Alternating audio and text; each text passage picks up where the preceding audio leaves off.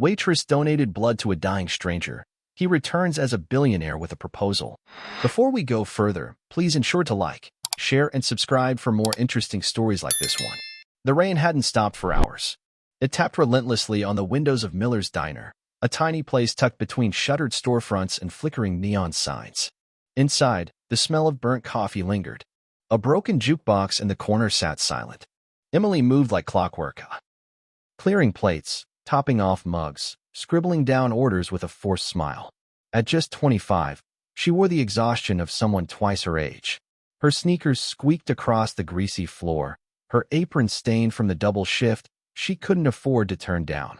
In the cramped break room, Emily sat down for the first time in hours. Her hands trembled slightly as she opened her wallet. $10. That was it.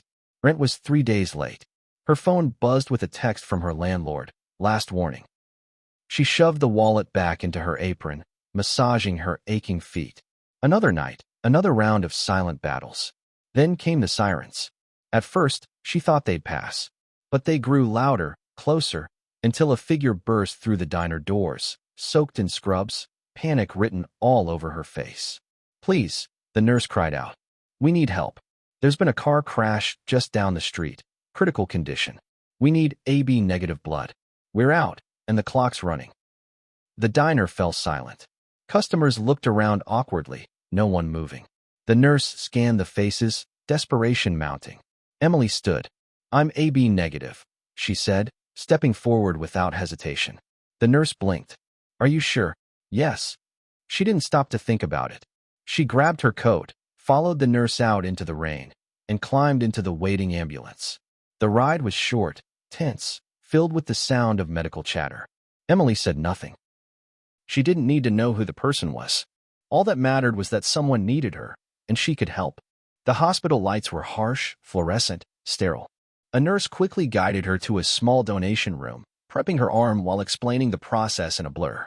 Emily nodded, barely listening. The only sound she focused on was the steady beep of the machines in the next room, the sound of someone fighting to stay alive. As the needle slid into her vein, she stared at the ceiling tiles. A strange calm settled over her. Her world was chaos, barely held together by tips and overtime, but in this moment, she was doing something that mattered. "You just saved a man's life," the nurse whispered, watching the bag fill. "You have no idea what this means." Emily offered a faint smile, though her eyes remained distant. She never saw the patient, just a glimpse through the glass. Doctors hovering, wires snaking from machines, a body broken and still. No name, no face. When it was done, they offered her juice, a thank you, and a ride back to the diner. She declined all three. Back on her feet, Emily returned to her shift like nothing had happened. The coffee still needed pouring. The bills still needed paying. But somewhere in that hospital, a heartbeat had steadied because of her.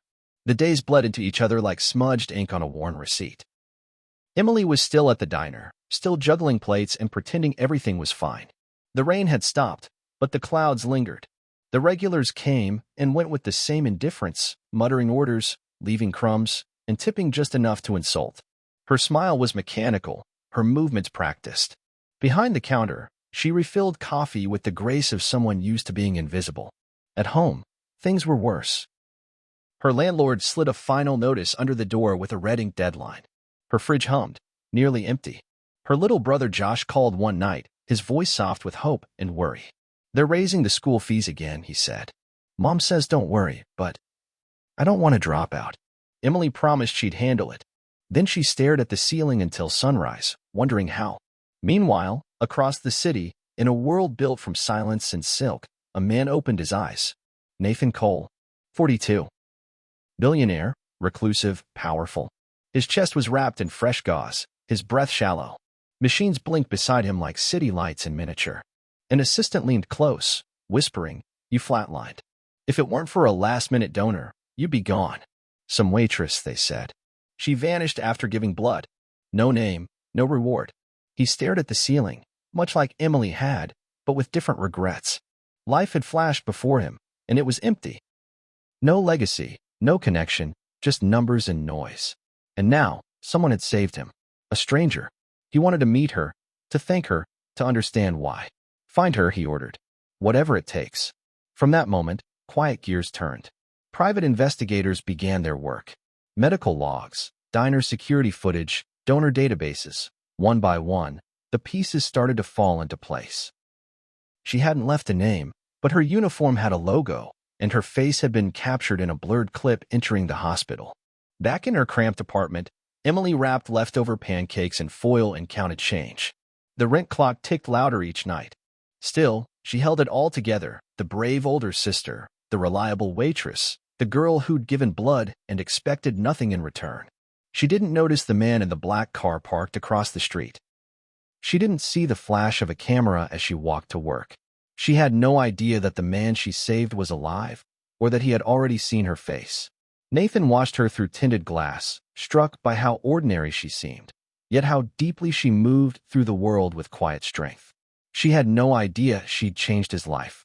Emily returned to the diner that night, wiping down tables under flickering lights, still unaware.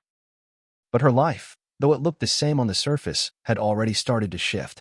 She just didn't know it yet. From the top floor of Coal Industries, the city looked like a grid of flickering stars, cold, distant, alive with movement. Nathan Cole stood alone by the glass wall, hands in his pockets, eyes scanning a world he once ruled without feeling. Weeks ago, a crash had nearly ended everything. Now, each breath he took felt heavier, not just with pain, but with purpose. The boardroom buzzed behind him.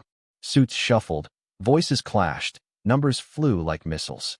Market shares, stakeholder anxiety, projected losses. But Nathan wasn't listening. His mind had drifted far from profits and quarterly gains. "Where is she?" he asked, not for the first time. His assistant hesitated, holding a tablet. "We've narrowed it down." The security footage matched with the hospital logs. "We believe she works at a place called Miller's Diner." Nathan nodded. His eyes didn't leave the glass. He'd watched her on grainy security loops, walking into the ER, donating blood, vanishing before dawn. No plea for recognition, no interest in reward. Just action, swift and selfless. The more he watched, the more he felt it, an unfamiliar pull, something raw and real that cut through the numbness wealth had given him. Back in her neighborhood, the day began like any other. Emily was rinsing dishes when her phone rang. A man's voice on the other end. Polite, formal, congratulated her. "Your brother has been awarded a full academic scholarship, including supplies and housing. A private donor wanted it to remain anonymous." Emily nearly dropped the plate in her hands. Her heart jumped. I didn't even apply." The donor insisted. The voice replied before hanging up. She stood frozen, trying to make sense of it. Her brother's dreams, once slipping out of reach, were now within arm's length.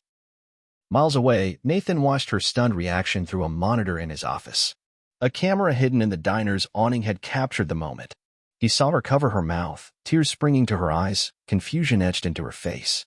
She hadn't asked for anything, and that's what struck him the most. "I owe her more than just my life," Nathan murmured.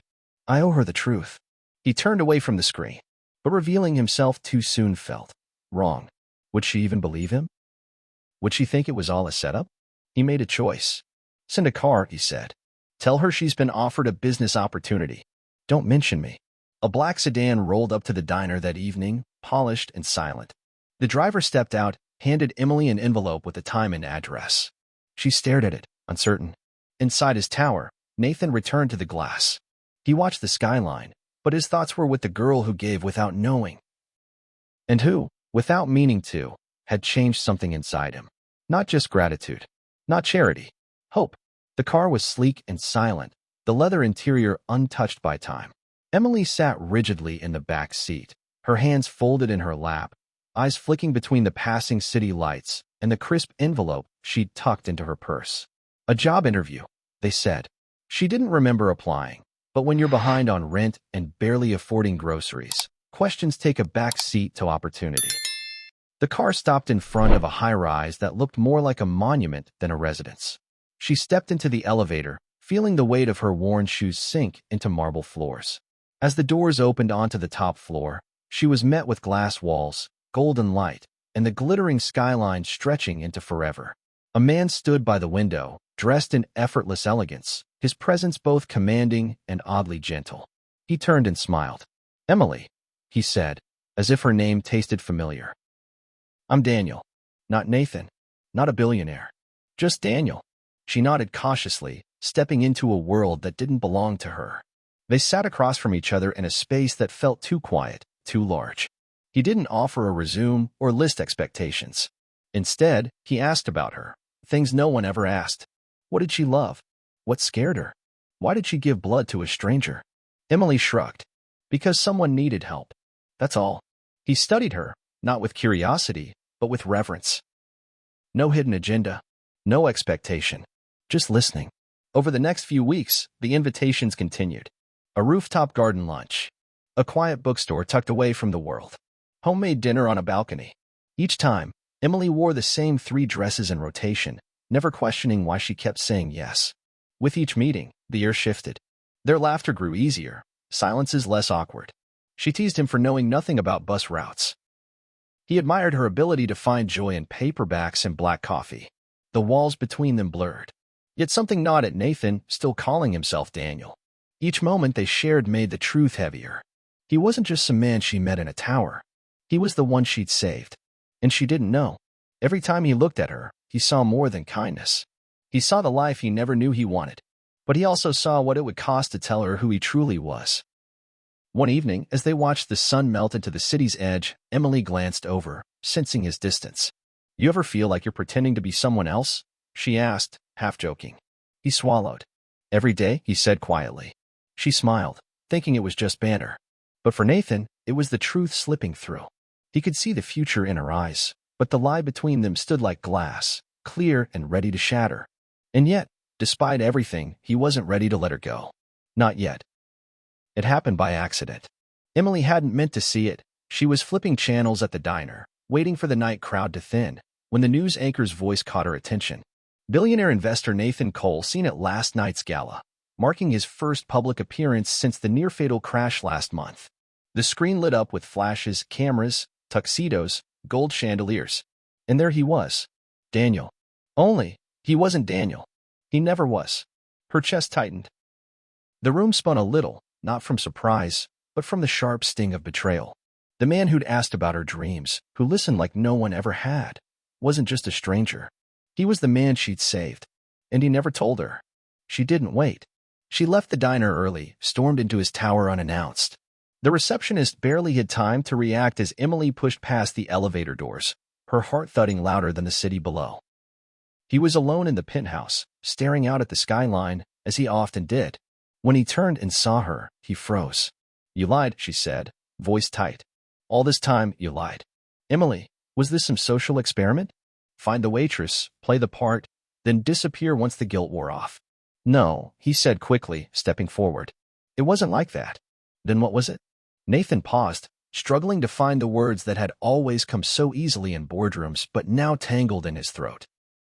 I didn't know how to thank you, he began. You didn't ask for anything. You gave your blood, your time for a stranger. And when I woke up, everything in my life felt hollow. I had everything, but no one who'd do what you did. I needed to understand who you were. So you lied. I didn't plan this. I didn't plan you. But the more I saw you, the more he stopped himself. You changed me, Emily. I just didn't know how to catch up to the truth. Her eyes burned. You let me open up to someone who didn't even exist. She turned. The elevator doors opened behind her like fate pulling her away. Emily, please. She didn't look back. Back at the diner, the world looked the same, but it felt wrong. The tables, the lights, the clatter of silverware, it all blurred. She moved through her shift like a ghost, her smile stretched thin, her laughter hollow. Nathan sat alone in his penthouse, lights dimmed, the cityscape blurred behind fogged windows. He canceled meetings, ignored calls, turned down deals. What good was wealth when the one person who saw beyond it no longer wanted to see him at all? They had found something real in the most unexpected way, and lost it to the one thing neither of them had asked for, a secret. The rain returned, steady and familiar, tracing silver veins down the diner windows. Inside, the same old neon light buzzed overhead, casting a soft pink hue over chipped tables and faded menus. Emily moved with quiet grace, refilling cups, wiping counters, and offering smiles that no longer masked pain. They were real now, carved from survival, not surrender. Since the fallout, she hadn't fallen apart. If anything, She'd grown into herself. The betrayal had broken something. Yes, but in its place, a new strength had taken root. She no longer waited for miracles. She became her own. So when the door swung open that night, and a gust of rain curled inside, she didn't look up right away. Just another stranger needing warmth, she figured. Until silence fell. She glanced up, and her breath caught. Nathan stood there, rain dripping from his shoulders, no chauffeur in sight, no tailored armor to hide behind. Just him. Real.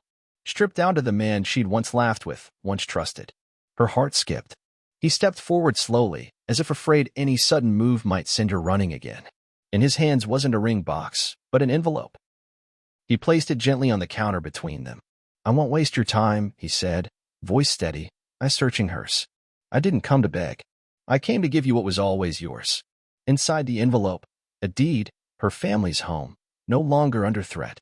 Beneath it, a document confirming her brother's tuition had been covered in full. And folded at the very bottom, a letter, handwritten, raw. It spoke of the night he nearly died, and the day he watched her give without expectation. Of how her kindness had undone years of armor. How her voice had replaced the noise in his head. How he hadn't fallen in love with the woman who saved him, but the one who saw him when he didn't know how to see himself. Finally, with trembling hands, he reached into his coat pocket and pulled out the ring. No grand box, just truth. He knelt on the greasy tile floor of the diner, drenched and vulnerable. "Not because you saved me," he said quietly, "but because you saw me. And I see you, Emily. Every part of you. The fire, the grace, the impossible goodness. I see it all, and I want to spend my life proving I'm worthy of it." The diner stood still. Coffee cups hovered midair. Forks paused inches from lips. Emily didn't speak right away. Her hands shook, her breath catching between disbelief and memory. Then, slowly, she reached out. Not for the ring. For his hand. Tears slipped down her cheeks, not from pain this time, but from something softer, warmer, something that tasted like hope. She whispered just one word. Yes. They kissed beneath the soft flicker of neon and the hush of falling rain, surrounded by greasy plates and wide-eyed strangers. It wasn't perfect. It was real, and it was theirs. If you enjoyed this story, ensure to like, share, and subscribe for more amazing, heartfelt stories like this. Also, let us know where you're watching from, and drop your thoughts in the comments. What did you think of Emily's selfless heart? Did Nathan's journey from secrecy to sincerity move you? We'd love to hear how their story touched you. Do you believe in second chances and love born from unexpected moments? Let's talk about it. Mention Emily, Nathan, and even Josh in your comment. We read every single one. Your support keeps stories like these alive. See you in the next one.